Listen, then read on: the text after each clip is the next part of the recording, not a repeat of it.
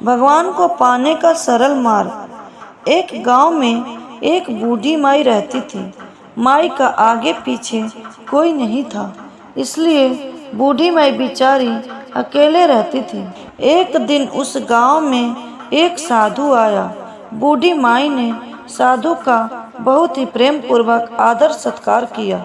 जब साधु जाने लगा तो बूढ़ी माई ने कहा, महात्मा जी, आप तो ईश्वर के परम भक्त हैं। कृपया करके मुझे ऐसा आशीर्वाद दीजिए जिससे मेरा अकेलापन दूर हो जाए। अकेले रह रह करके उब चुकी हूँ।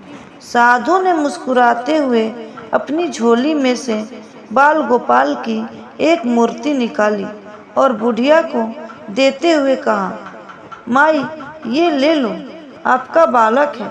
इसका अपने बच्चे की तरह प्रेम पूर्वक लालन पालन करती रहना। बुढ़िया माई बड़े ही लाड प्यार से ठाकुर जी का लालन पालन करने लगी।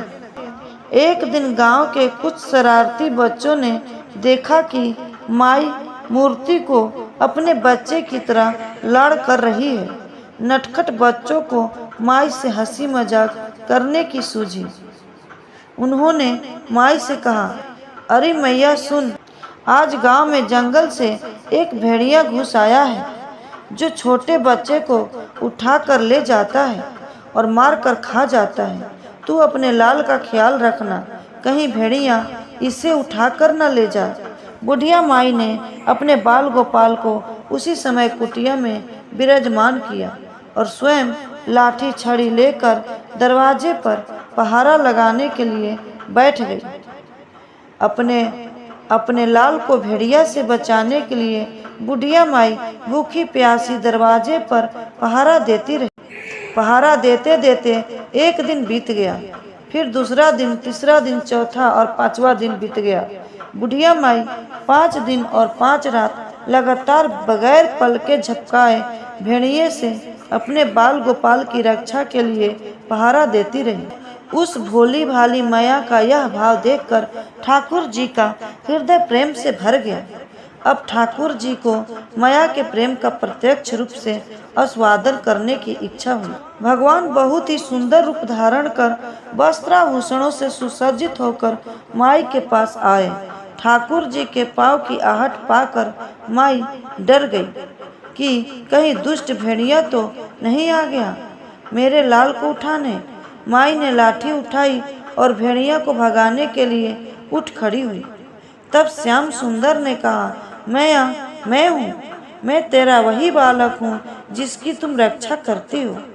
माई ने कहा, क्या? चल हट, तेरे जैसे बहुत देखे हैं, तेरे जैसे सैकड़ों अपने लाल पर न्यौछावर कर दूं। अब ऐसे मत कहियो, चल भाग जा यहाँ से। ठाकुर जी माया के इस भाव और एक निष्ठता को देखकर बहुत प्रसन्न हो गए।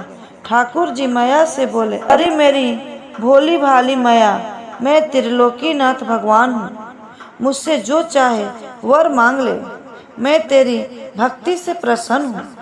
बुढ़िया माई ने कहा, अच्छा आप भगवान हो, मैं आपको 100 प्रणाम करती हूँ। कृपया कर मुझे यह वरदान दीजिए कि मेरे प्राण प्यारे लाल को भेड़िया न ले जाए। अब ठाकुर जी और ज़्यादा प्रसन्न होते हुए बोले, तो चल मैया, मैं तेरे लाल को और तुझे अपने निज धाम ले चलता हूँ, वहाँ भेड़ियों का कोई भय नहीं है।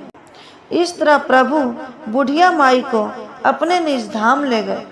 दोस्तों, इस कहानी से शिक्षा मिलती है कि हमें अपने अंदर बैठे ईश्वरीय अंश की काम, क्रोध, लोभ, मोह और अहंकार रूपी भेड़ियों से रक्षा करनी चाहिए। जब हम पूरी तरह से तन्मय होकर अपनी पवित्रता और शांति की रक्षा करते हैं तो एक न एक दिन ईश्वर हमें दर्शन जरूर देते हैं। भगवान को पाने का सबसे सरल मार्ग है भगवान को प्रेम करो, निष्काम प्रेम, जैसे बुढ़िया माई ने किया।